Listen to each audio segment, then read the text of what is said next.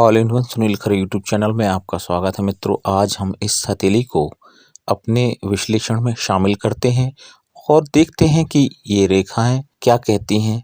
तो सबसे पहले हम इस हथेली की बनावट की बात करें तो हथेली का आकार छोटा है और बहुत मांसल है और छोटी छोटी अंगुलियां हैं।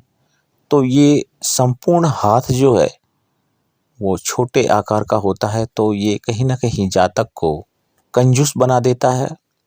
और दूसरे शब्दों में कहें तो अगर बौद्धिक क्षमता अच्छी है तो उसे मितव्ययी कहा जाएगा, फिर वो मितव्ययी हो जाते हैं। तो ये स्पष्ट होता है।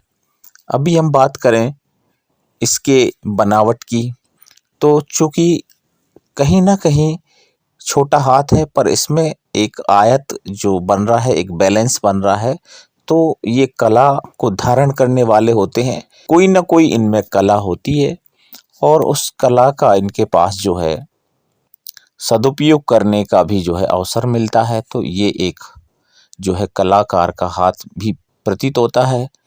अब हम बात करते हैं इस हथेली के मांसल होने की, क्योंकि आपने देखा होगा कि बहुत अभी हाथ हमने जो है हमारे इस चैनल में विश्लेषण किए गए हैं, तो बहुत दुर्लभ हाथ है कि इसमें जो है अलग टाइप से करके ऊपरी हिस्से में जो है कलाई तरफ अलग से इसमें जो है मोटाई है और उसके समानांतर कुछ थोड़ा सा कम है पर मांसल अंगुलियां भी हैं, क्योंकि अलग अलग इनके जो पोर हैं वो स्पष्ट दिख रहे हैं और सारे पोर जो हैं वो अलग अलग उभरे हुए भी दिख रहे हैं। तो ये इस तरह से जो है इसे हम मांसल हाथ ही कहेंगे।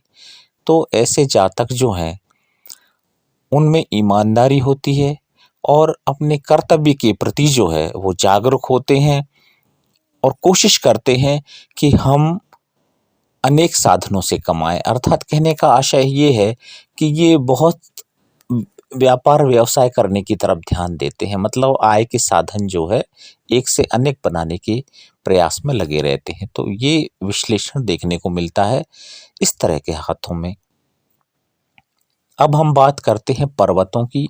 तो पर्वतों में गुरु पर्वत जो है यहाँ पे अगर देखें तो कुछ क्षीण नजर आता है और शनि ठीक है यहाँ पे, सूर्य भी यहाँ पे सामान्य दिख रहा है और बुध भी सामान्य दिख रहा है। पर यहाँ पे देखेंगे तो चंद्रमा ठीक है और ये शुक्र पर्वत यहाँ पे बिल्कुल स्पेशली ठीक ही है। तो ये जो है आपका चंद्रमा अगर देखें तो थोड़ा सा आपके लिए कुछ ऐसी बातों को सोचने के लिए मजबूर कर देता है जो आपसे संबंधित नहीं है, और आप उन बातों को जो है अपने विचारों में शामिल किए रहते हैं।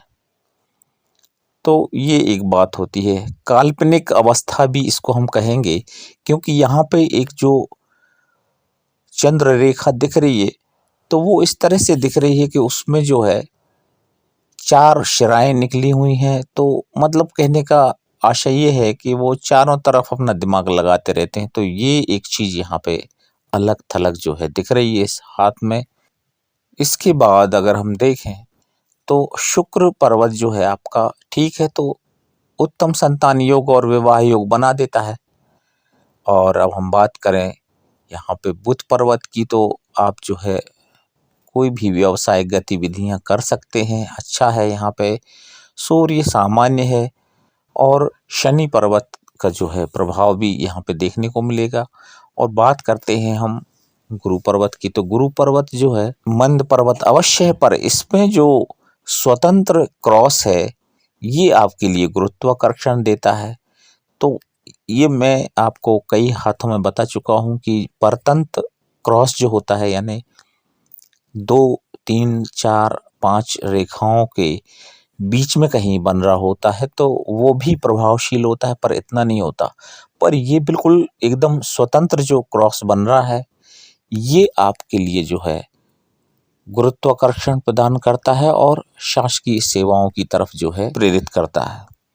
और बात कर रहे हैं हम यहाँ पे सूर्य रेखा की, तो सूर्य रेखा भी बहुत ज़्यादा बलवान तो नहीं है, क्योंकि थोड़ी सी गाढ़ी दिख रही है और तिरछी है, पर इसमें यह स्पष्ट हो जाता है कि शासकीय सेवाओं का योग आपका बन रहा है। और ये कनिष्ठा तो स्पेशली आपकी जो है अनामिका के पहले पोर से ऊपर है, तो उसने आपके लिए जो है शिक्षा विभाग में जोड़ दिया और ये इस तरह से एक आपका जो है सम्मानित पद आपको प्रदान कराया। तो ये सूर्य रेखा और आपका जो गुरु पर क्रॉस है और ये आपकी कनिष्ठिका अंगुली का जो प्रमाण है, उन सब ने आपको जो है परिस्थितियां अनुकूल बना दी और आप जो है एक बेहतरीन शिक्षक के रूप में यहाँ पे स्थापित प्रतीत हो रहे हैं। बात करते हैं हम अब यहाँ पे मंगल पर्वत भी आपके दोनों जो हैं उठे हुए हैं। तो इस तरह से जो जातक हैं कुछ थोड़ा सा उनमें अहंकार हो जाता है, क्योंकि जिनका मंगल ऊपर हो जाता है तो वो थोड़ा सा अहंकारी हो जाता है। तो ये चीज यहाँ पे एक प्रतीत हो रही है। और बात करें अब हम मूल रेखाओं की, तो सूर्य रेखा का हम विश्लेषण कर ही दिया है। और हृदय रेखा की बात करें तो ये शनि पर्वत के ठीक नीचे तक आ रही है। तो इस तरह के जातक जो हैं भावुक हो जाते। और दूसरा पक्ष इनका जो होता है वो सैद्धांतिक भी होता है। तो भाव और सिद्धांत दोनों का समन्वय यहाँ पे दिखाई देता है।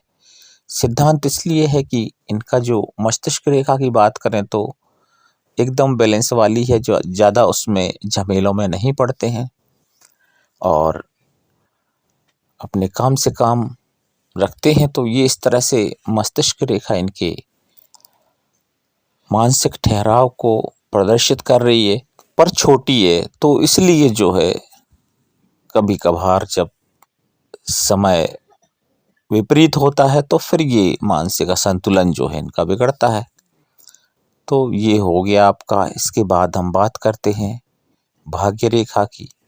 तो चूंकि भाग्य रेखा जो है आपकी मणिबंध से निकली है और मणिबंध से निकलने के बाद इसने जो है आपको बहुत अच्छा समय दिया है। प्रारंभिक समय जरूर आपका जो है स्ट्रगल वाला प्रतीत हो रहा है, पर शेष जो आपका नौकरी वाला समय है वो तो स्पष्ट रूप से आपके पक्ष में जाता है। और यहाँ पे जो है बात करें अब हम आयु रेखा की, तो आयु रेखा आप दीर्घायु हैं। स्पष्ट रूप से यहाँ पे जो है बहुत अच्छा प्रतीत हो रहा है कि ये आप 90 वर्ष की आयु यहाँ पे आपको दिख रही है और ये एक अच्छा लक्षण है। कुछ एक स्थितियों में अगर हम देखें तो हल्का फुल्का सा कहीं थोड़ा बहुत बीमारियों का उतार चढ़ाव दिखता है, पर कोई ऐसी बड़ी बीमारी यहाँ पे प्रतीत नहीं होती है। थोड़ा सा उदर विकार जो है जरूर यहाँ पे दिखाई दे रहा है हृदय रेखा से। और बहरहाल आपका जो यहाँ पे मणिबंध है, मणिबंध कुछ संश्लिष्ट मणिबंध है, इसलिए आप जो है बहुत ज़्यादा मेहनती तो नहीं है, पर सामान्य तौर पर जो है आप मेहनत करने में पीछे नहीं हटते हैं। तो ये यहाँ पे मणिबंध से प्रतीत हो रही है। अब यहाँ पे कलावा बंधा हुआ है, तो पहला मणिबंध तो दिख रहा है इसमें, पर दूसरे और तीसरे मणिबंध नहीं दिखाई दे रहे हैं। तो उसमें थोड़ा सा विश्लेषण हमारा थोड़ा सा प्रभावित होता है। पर बात करें अब हम एक और हथेली में एक खास चिन्ह की, जो यहाँ पे सारी रेखाओं का यहाँ पे सार है, और वो ये है कि आपकी जो है भाग्य रेखा जा रही है और यहाँ से मस्तिष्क रेखा आती है और बहुत सही ढंग से जो है आपके आयु रेखा से निकलती हुई ये बुध रेखा जब जाके सीधी मस्तिष्क रेखा में मिल जाती है और यहाँ पे एकदम पैक हो जाती है। तो ये आपका भाग्य रेखा, मस्तिष्क रेखा और बुध रेखा से जो ट्रायंगल बन रहा है, ये आपके लिए जो है पूंजीपति बना देता है, संपत्तिवान बना देता है और आने वाले समय में आपके लिए जो है किसी न किसी माध्यम से प्रसिद्धि प्रदान कराएगा, ये यहाँ पे प्रतीत होता है। हथेली के मध्य में एक बहुत अच्छा और श्रेष्ठ जो चिन्ह है, ये बहुत दुर्लभ होता है।